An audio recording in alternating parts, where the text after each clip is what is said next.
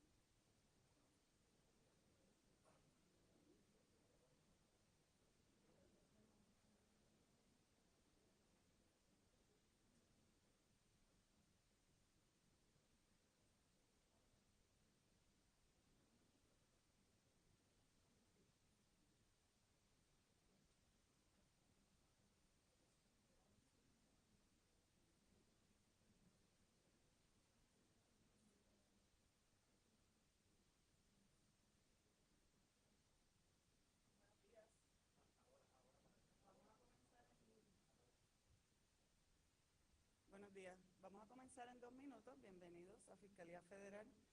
A los periodistas les voy a pedir que se presenten cuando vayan a hacer preguntas y digan a qué medios representan. Vamos a tener traducción simultánea. Cuando hagan las preguntas, por favor, pues no me hagan 3 preguntas en una.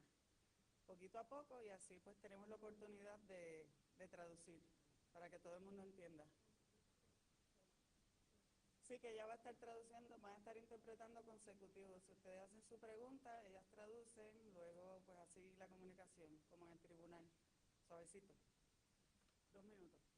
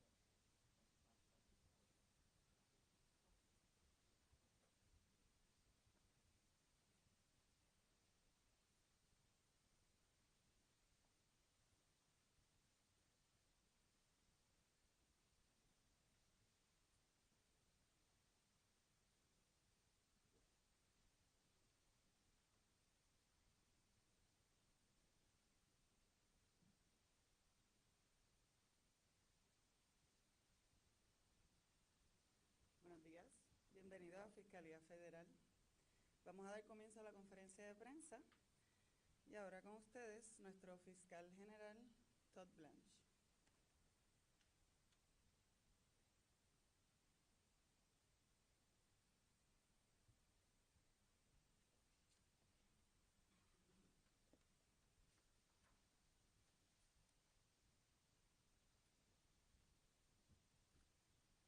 All right, buenos dias.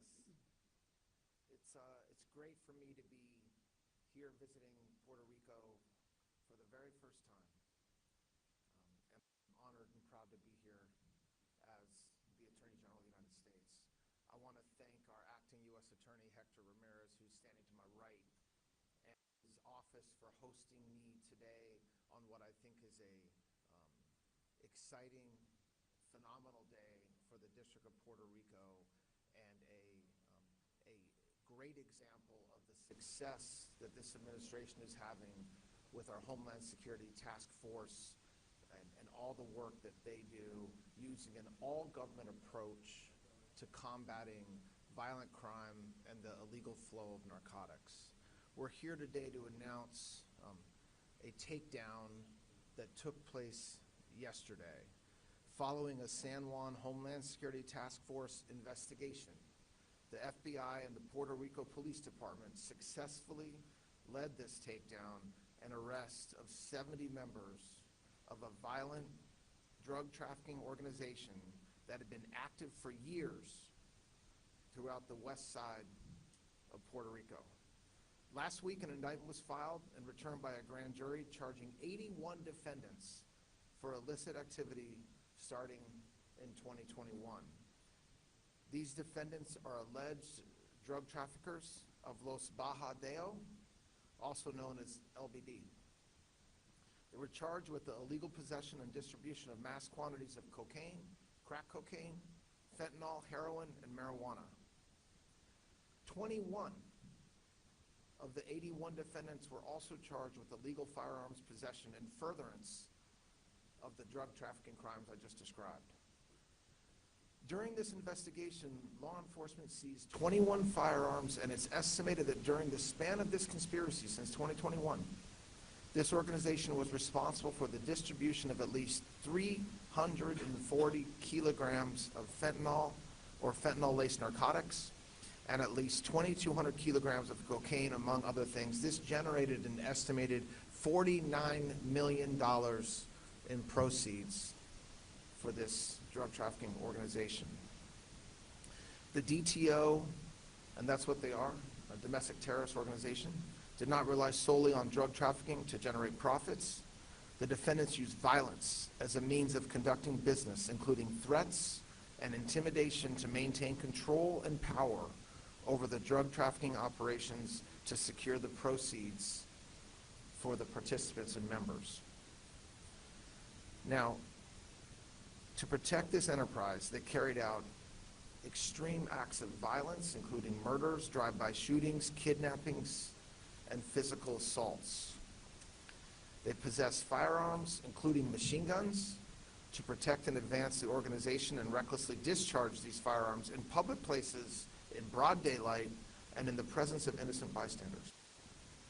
This conduct necessarily reflects an indifference to human life. For some of these defendants, this prosecution does not represent a first encounter with the criminal justice system. The repeated disregard for the law confirms that they pose a continuing and escalating threat to public safety.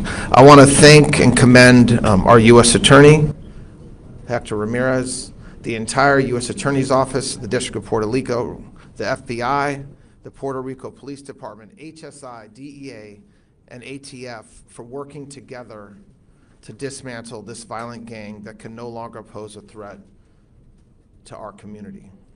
Thank you to all the other law enforcement partners that supported yesterday's arrests, of which there were many. These are the type of partnerships that save lives. So let this be a warning to those that are terrorizing our communities. Our Homeland Security task forces around the country are unified, and they're unified to end the presence of criminal cartels, foreign gangs, and transnational criminal organizations around the United States. Our efforts to root out transnational crime, gangs, and cartels doesn't just stop in the United States and extends to other places in South America. The Trump administration is committed to deploying truly innovative and never before used approaches and partnerships to eliminate drugs, cartels, and violent crime. In that vein, I am proud to announce that yesterday morning, our DEA Special Forces, along with Ecuadorian law enforcement and the Department of War, executed a historic operation in Ecuador targeting the leadership of the foreign terrorist organization Los Choneros and Los Lobos. These two organizations send drugs across the continent and maintain airstrips throughout Ecuador to transport drugs. Yesterday's operation resulted in 26 arrests, including 4 leaders of the Los Lobos cartel and 2 Mexican nationals who were members of CJ&G. 1 metric ton of cocaine was seized yesterday, as well as around $1 million in U.S. currency, 35 rifles, 26 vehicles, over 40 cell phones, an airplane, and due to the efforts yesterday morning, 3 clandestine airports and landing strips were destroyed. This operation reflects the strength of our partnership in Ecuador and across the entire Western Hemisphere. Taking the fight to the cartels with unprecedented force and efficiency makes clear that we, along with our international partners, have zero tolerance for criminal activity. It's exactly what President Trump has directed us to do, and we are making history by doing it while making communities safer at home and abroad. In addition to what happened yesterday here in Puerto Rico and what happened yesterday in Ecuador, there's more. Thanks to the efforts by the Homeland Security Task Force, Dominican Republic cocaine kingpin and leader of a Dominican-based international drug operation, Eric Rendil Masqueo Polanco, was extradited yesterday from Colombia to San Juan, Puerto Rico, to face charges in 2 separate indictments here, as well as money laundering charges filed in the District of New Jersey. During this HSTF investigation, law enforcement seized millions of dollars worth of cocaine and narcotics proceeds from the drug trafficking organization that he ran, and numerous other members of the drug trafficking organization have already been arrested, charged, and many of them convicted. This week's operations in Puerto Rico and Ecuador exemplify the success of this innovative strategy across the globe. And we will not let up until the job is done. This Homeland Security Task Force model is an all-of-government approach. It uses state and local law enforcement, police officers, state troopers, HSI, DEA, FBI, ATF, the marshals, state and local prosecutors at the Department of War when necessary. And it's a whole government approach, and when we do this, when we all stand together, we can deliver the promise of safer and healthier communities. I want to end by again thanking the fantastic work of our law enforcement partners, the federal agencies involved in yesterday's successful takedown, the prosecutors that have worked tirelessly on this case, the paralegals and support staff in this office that worked tirelessly on this case, and to our great acting U.S. Attorney, Hector Ramirez, who I'll ask to say a few words now. Thank you very much.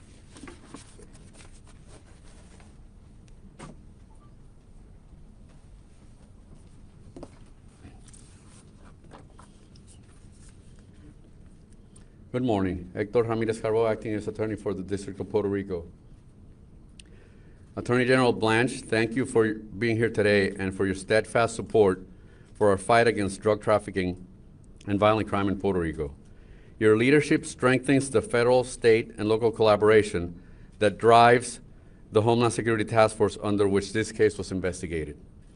This case underscores how important law enforcement partnerships are in our mission to safeguard communities we serve. It is an honor to stand with you today as we discuss the results of this significant prosecution and our shared commitment to public safety. For years, the citizens of my hometown in Mayagüez, Puerto Rico, have lived in fear of violence perpetrated often in broad daylight by the violent drug trafficking gang that we have eradicated in this operation.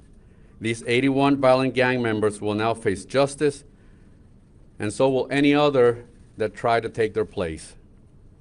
Today, the families of Mayagüez can peacefully enjoy what their communities have to offer without fear of harm. For the benefit of the people of Puerto Rico, I will now turn to Spanish. Buenos días y bienvenidos.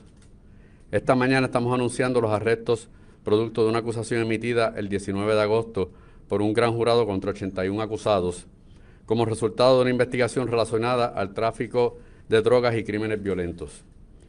Esta investigación es parte de la iniciativa Homeland Security Task Force, establecida mediante la orden presidencial Protección del Pueblo Estadounidense contra la Invasión. El FBI es la agencia líder de la investigación junto a la Policía de Puerto Rico, Strike Force de Mayagüez.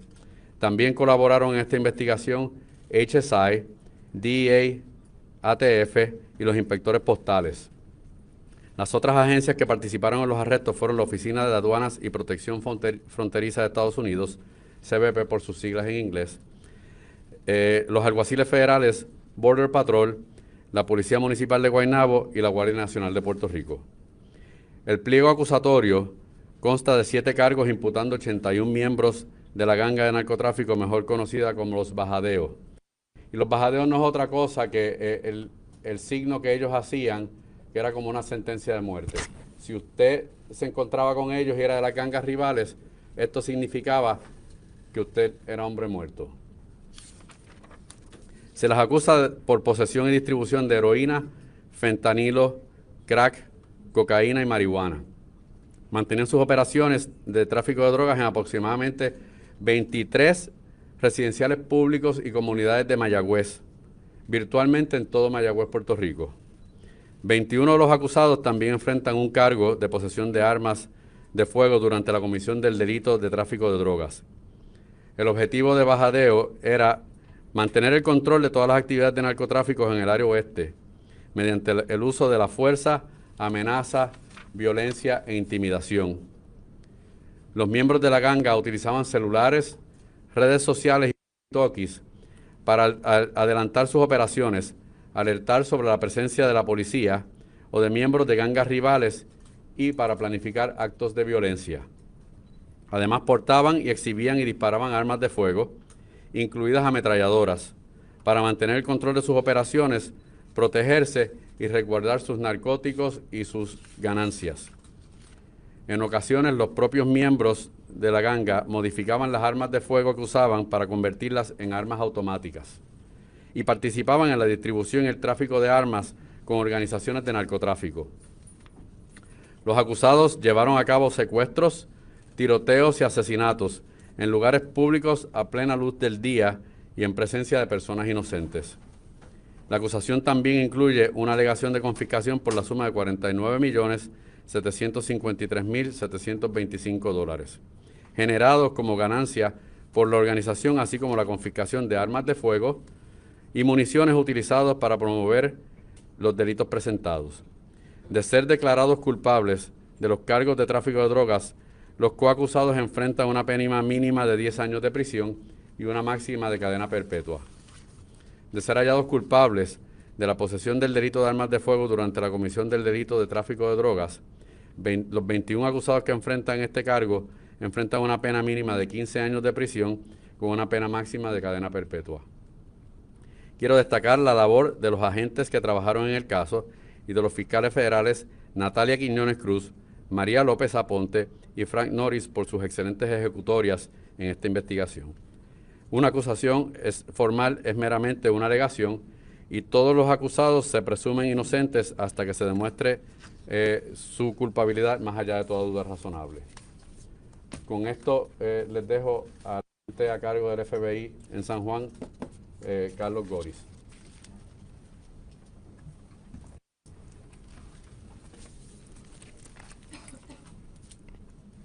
Buenos días a todos. First of all, I'd like to thank Attorney General Todd Blanche for taking the time to call all the way down to Puerto Rico for this takedown.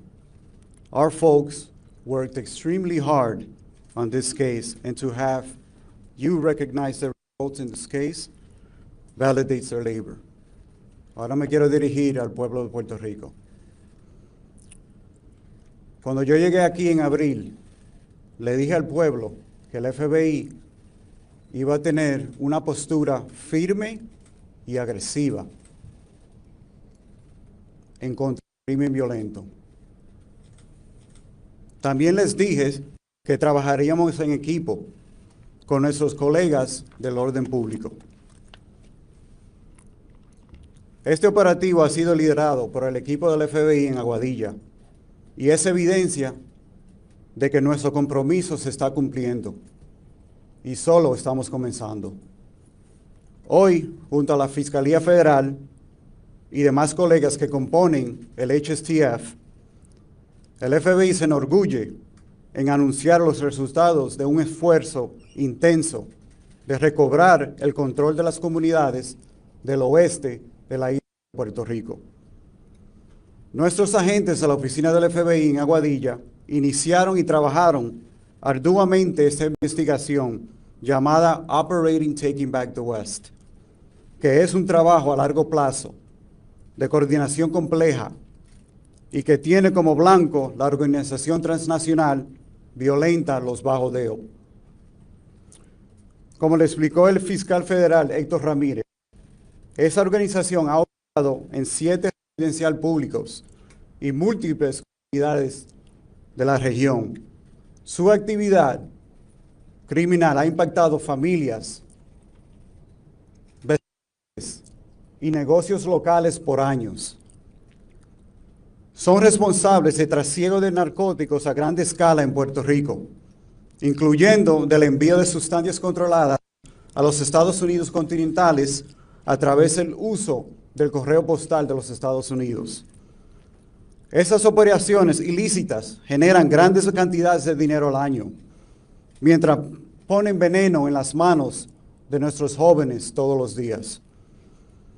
Nuestra inteligencia y hallazgos investigativos atan a esta organización a aproximadamente 20 asesinatos, números de tiroteos y actos de violencia que han tenido un profundo impacto en la seguridad pública en el oeste de la isla de Puerto Rico.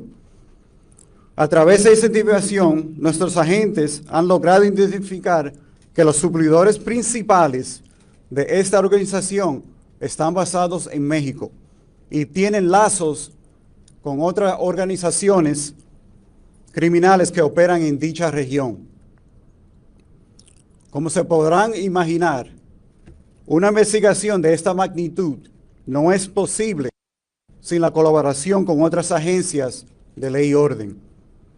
Por eso quiero agradecer al Strike Force de Mayagüez, a la Policía de Puerto Rico, y también a los colegas del Servicio Postal, el ATF, el HSI y el Departamento del Estado. La unidad de esfuerzo y colaboración ha sido esencial para que nuestros agentes pudieran lograr el resultado. Quiero agradecer además a la Fiscalía Federal. Sin el apoyo incondicional que siempre recibimos en su oficina, gracias a su ayuda, nuestro trabajo se convierte en la justicia.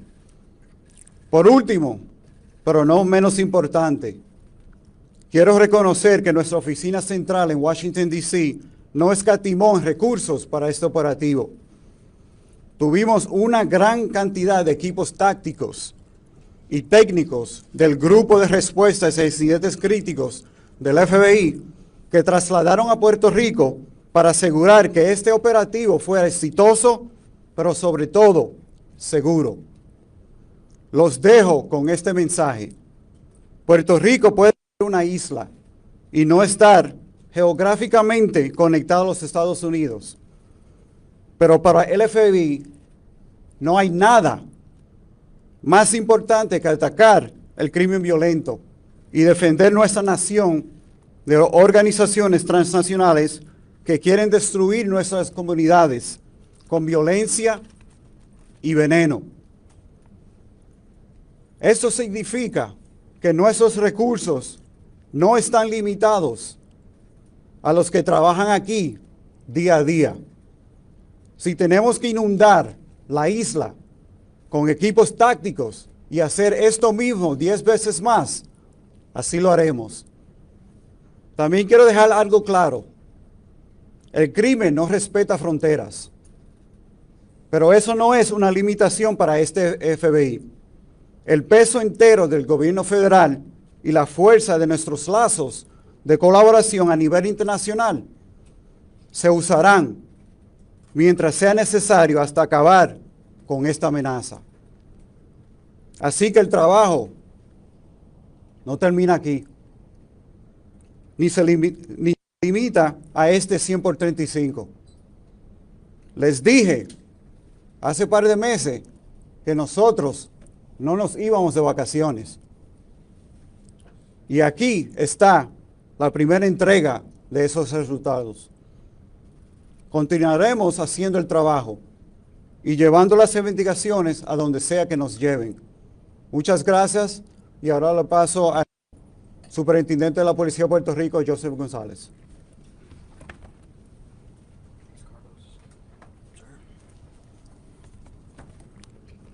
Buenos días. First, I want to recognize and welcome Attorney General Todd Blanche to Puerto Rico. Mr. Attorney General, on behalf of the more than 11,000 men and women of the police of Puerto Rico, welcome to our island. Your presence here sends an important message. Federal and Puerto Rico law enforcement stand together. And I want you to know the police of Puerto Rico will continue to stand shoulder to shoulder with the Department of Justice and all our federal partners. We share the same mission: protect our communities, dismantle violent conditions, and take dangerous offenders off our streets. Today's announcement demonstrates what we can accomplish when we combine our intelligence, our resources, and most importantly, our people. You can count on the police of Puerto Rico, sir. Ahora quiero hablarle directamente a nuestra gente en Puerto Rico. El operativo que anunciamos hoy no ocurre de un día para otro. Investigaciones como esta requieren meses de trabajo, vigilancia, inteligencia, órdenes judiciales y agentes que todos los días arriesgan su vida para identificar y sacar de nuestras calles a los más violentos. Y ese trabajo sigue todos los días. Nuestra política es clara: los más violentos van primero y los resultados hablan por sí solos.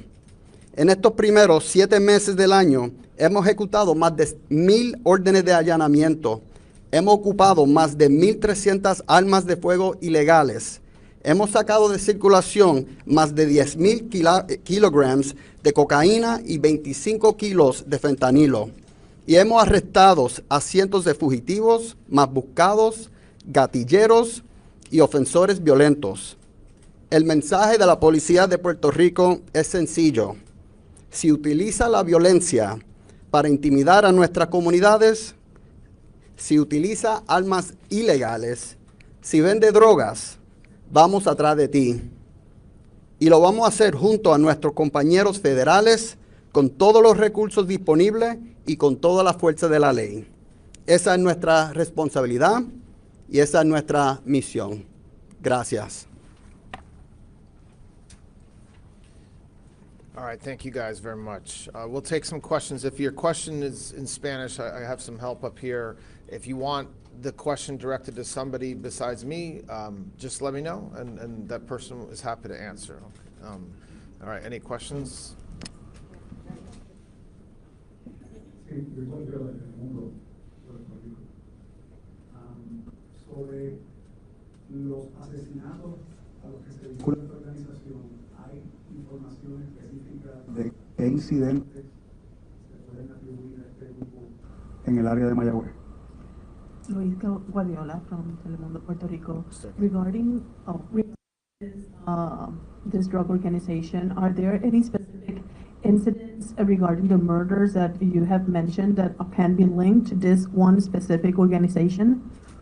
So I'll let that question be answered more specifically by the folks closer to it. But what I have been told is, and as alleged in the indictment, you had examples of real violence, sometimes in broad daylight, in communities where there's children, women and children, and senior citizens living, whether it's firearms being discharged, other acts of violence. And so the specifics around that, to the extent that we can talk about them, I don't know if one of you guys want to address that. So, básicamente, nosotros no podemos dar la información de los nombres de asesinatos, pero a esta organización se le atribuyen al menos 2 asesinatos y más de 10 balaceras en el área de Mayagüez.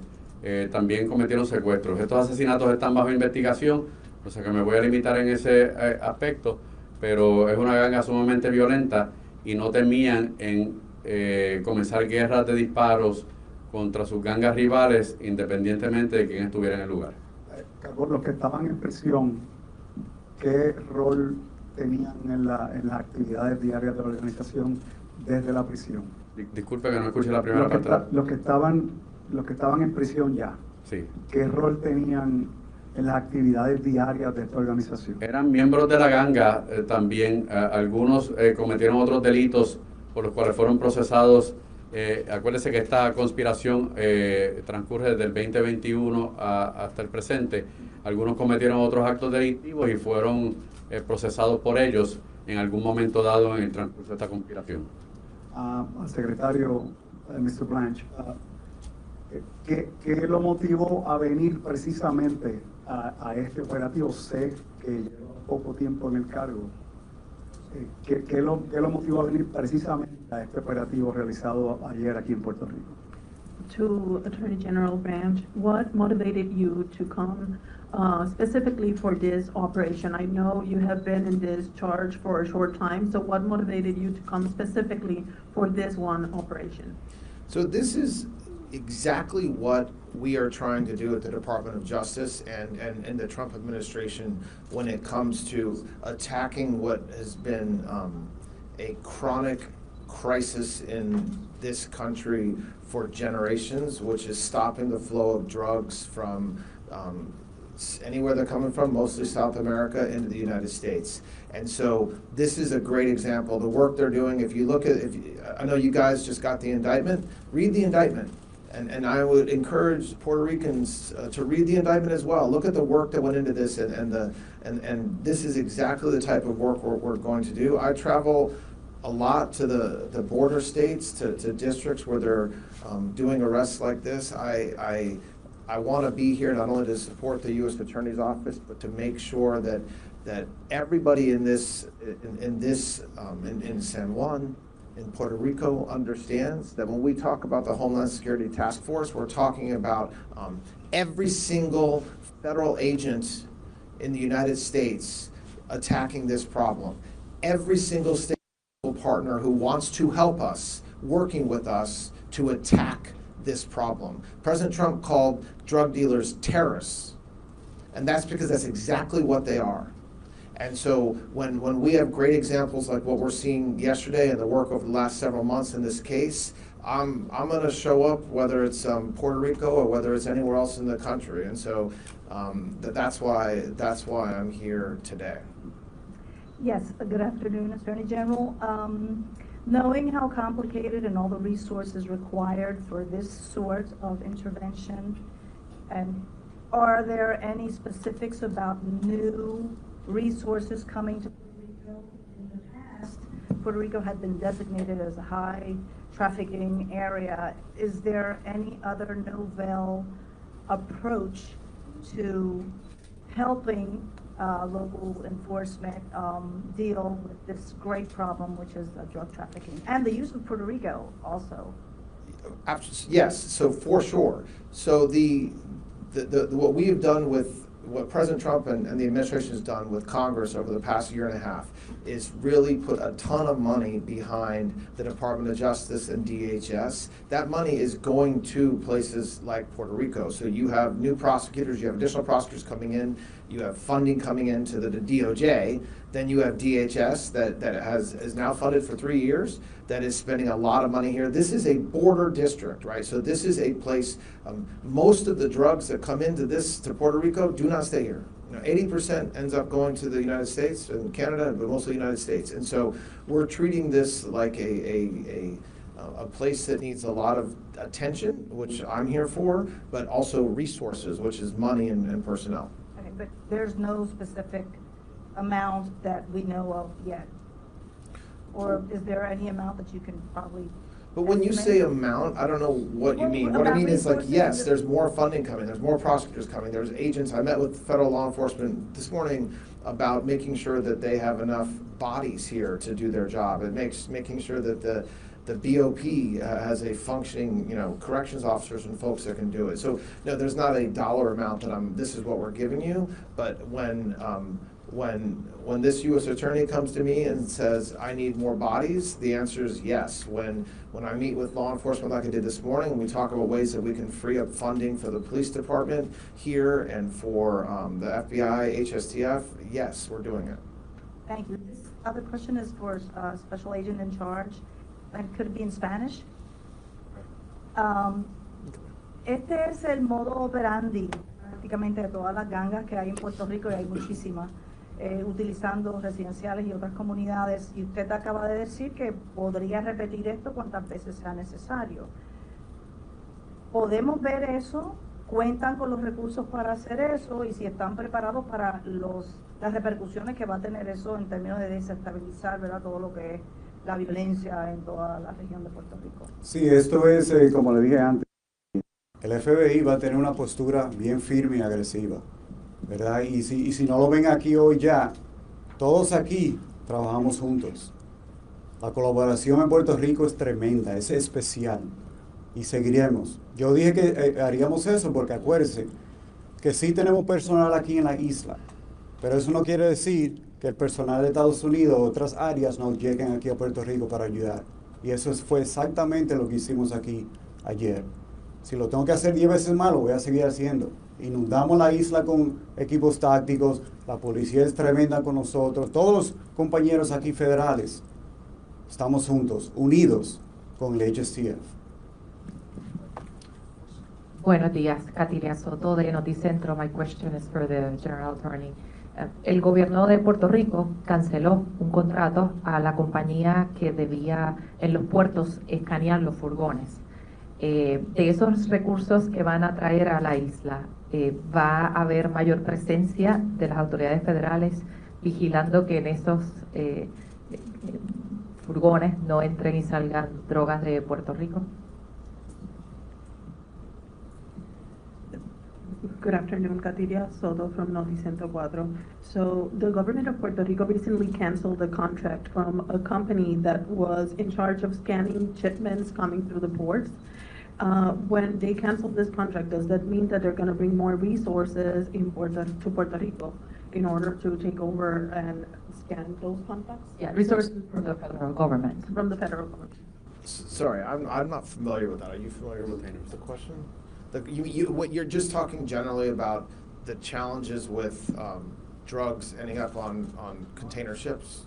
Yeah, yes. We talked about that this morning too.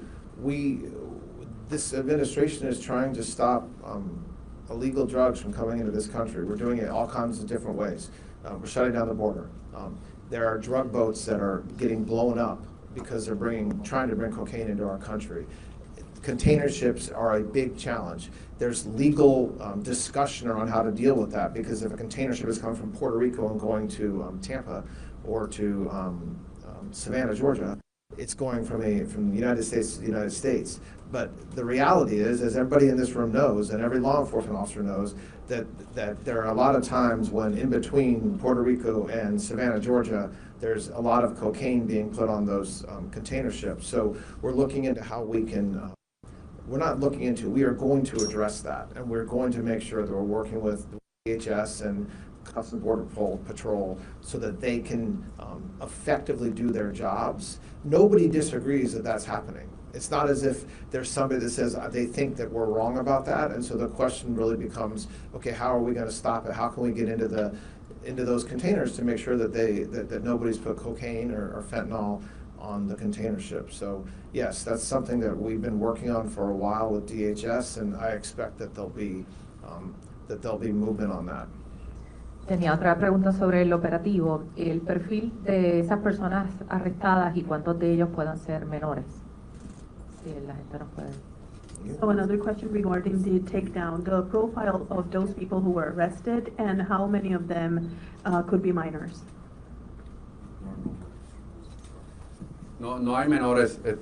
Aquí en este operativo y en esta ganga hay hombres, mujeres que se dedican al narcotráfico. No están acusados menores, pero el ejemplo que estas personas dan a esas comunidades no lo podemos tolerar. Y nosotros vamos a seguir haciendo estos casos todas las veces que tengamos que hacerlo, porque no es una opción dejarlos que reinen en estos residenciales y en estas comunidades. O sea que el miedo de sacar a una ganga y pensar que otros van a venir, ese no es el análisis que debemos hacer para no hacer el trabajo. O sea, el trabajo lo vamos a hacer y, como dije, el que venga de nuevo o el que trate de ocupar su lugar, pues va a pasar por las mismas consecuencias. Sí, para la gente a cargo del FBI mencionó hace un ratito que han identificado unos lazos con los carteles en México, con esta organización. Me llama la atención porque usualmente aquí se habla más de las vías de Dominicana hacia acá o de Sudamérica. Si podría dar un poquito más de información, qué tipo de relación han observado, si es una sustancia en específico que traen. No, igualmente lo que dije ahorita, ¿verdad? Esas organizaciones, ellos tienen colaboración, ¿verdad? Y por ahora lo que sabemos es que están en conversaciones con esas organizaciones y vamos a seguir investigando esos puntos, ¿verdad? Y no solo son ellos, hay muchos más de esa región que nosotros tenemos, ¿cómo se dice? La lupa, ¿verdad? Y estamos viendo cuál es el collaboration que hay ahí para seguir atacando esta amenaza. Vocero. Buenos días, Andrea Santiago del Vocero de Puerto Rico. Hay 81 indictments, eso es bastante. ¿Cuán grande es esta organización? No sé si tienen un número estimado, pero ¿cuán grande podría ser esta organización aquí en Puerto Rico? Hi, I'm Diana Santiago from El Vocero. There are 81 indictments, so that is a lot of indictments. So do you know how big that organization could be here in Puerto Rico? Sorry, can you repeat the last part of the question? Oh, so how do you have an idea of how big this organization is in Puerto Rico, or how big it could be here in Puerto Rico? Well, right. So the question is whether we're done investigating. So if there's additional co-conspirators or members of this organization that have not been charged, I promise you that this investigation doesn't stop because an indictment is returned. And so, to the extent the way that these cases work is that we've arrested a lot of people. Some of them will choose to meet with law enforcement and cooperate and tell us things we don't know. And the way that the HSTF and the U.S. Attorney's offices eradicate organizations like this is by continuing the work that's been started. And so whether there's additional participants in this group or this organization that have not been charged, if so, we'll find out. And if I were them, I would probably not be sleeping well tonight. We'll take one last question.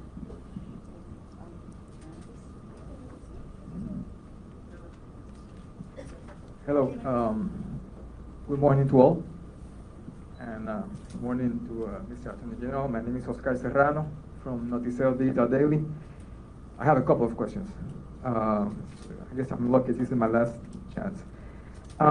You mentioned earlier about the attacks you've been making on boats in Caribbean waters as part of this initiative against drug trafficking. I wanted to know how are Puerto Rico-based personnel, equipment, or facilities being used in those killings that the U.S. government has been doing in Caribbean waters and Atlantic waters related to drug trafficking?